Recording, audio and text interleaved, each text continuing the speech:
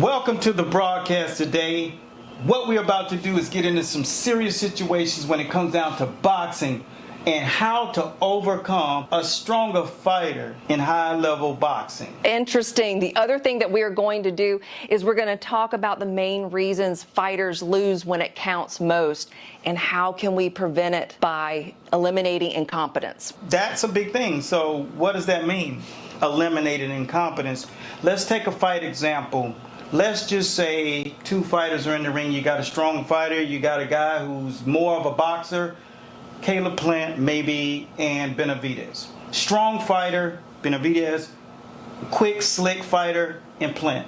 What we find most is people start boxing. They allow the game plan to start out, and what you find in high-level boxing, so pay close attention because you're going to want to keep these pearls front and center whenever you are in a position of competition.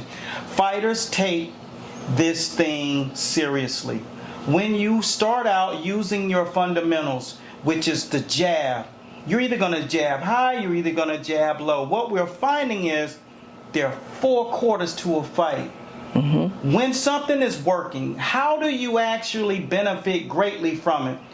The thing is, find that hole that other partner in that ring that you're dancing with did not discover he had a hole there. So if you're landing shots to the belly, you're going to continue throwing that shot. You're not going to switch it up and start doing something totally different. What you're going to do in high-level boxing is establish that jab and add to it, right? That's right. That's where the hole was, so that's where you stick to. The next thing, that happens over the first 3 to 4 rounds because boxing is in 4 quarters. The second quarter is adding that other piece to that puzzle, which is that right hand up top or hook off that jab with the left hook. These are key things when you're developing and building. But what we see happening is fighters are so anxious and want to try different things in the ring. Their ego gets in the way. They start to switch it up and start allowing that EQ to take over instead of their boxing IQ and what they've worked on. Now, at the same time, there's a level of incompetence going on sometimes in boxing. This is where your impulse takes over and it wants you to do something that you're not quite ready to do, which is switch it up and add to the puzzle. Yep. And that's where we find guys starting to lose ground and then starting to lose control over the fight. And that's why you start to see past the 7th round, that starts the 3rd quarter of the fight, 7 to the 9th. Yep. And when you start to do that, that says you've done what you needed to do. You've started something, you've added to it, and now you can switch and add that 3rd piece to the puzzle. But we simplify it, and they make it more difficult for themselves. And that's where fighters go wrong, and the fight starts to turn. And that's a common thing nowadays. There's very few fighters that start something and build upon it, and then stick with it long enough to come away with the outcome that they wanted, which is winning the fight. And that's kind of where we come in, showing these guys to be paced, and temperament is everything. And essentially what you've just described is why game plans fail. Yeah. That's it. The game plan doesn't fail. Sticking to the process of the game plan is what most fighters do. And then you get yourself to the championship rounds.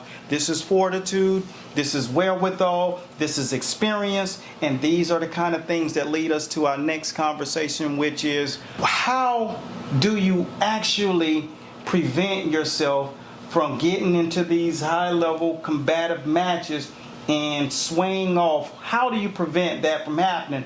That's the question that we're going to answer at the end of the broadcast, so that you guys take away several other pearls that we have for you. Now, knowing how to win, knowing how to lose, but one thing we never do is overlook our fans, and that's what the next segment's going to be. What we're going to do is answer questions from people around the social media platform.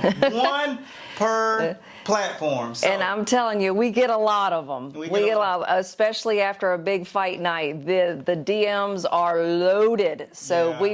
we've taken one from each platform. So do you want to go on and dive in there? Yeah, we're going to dive in. So the first question we have, we're going to go over to YouTube, TikTok, the Gram, and last but not least, we will definitely touch base here on Meta. So if you're watching from one of those platforms, let me know exactly which platform you're watching on, because we are actually going smoking viral on all of them. And at the same time, we're making sure that we hear your questions and get right to you. So let us go and find out what is going on over on YouTube. So one of the questions that we got on our YouTube channel was from Papa Khan.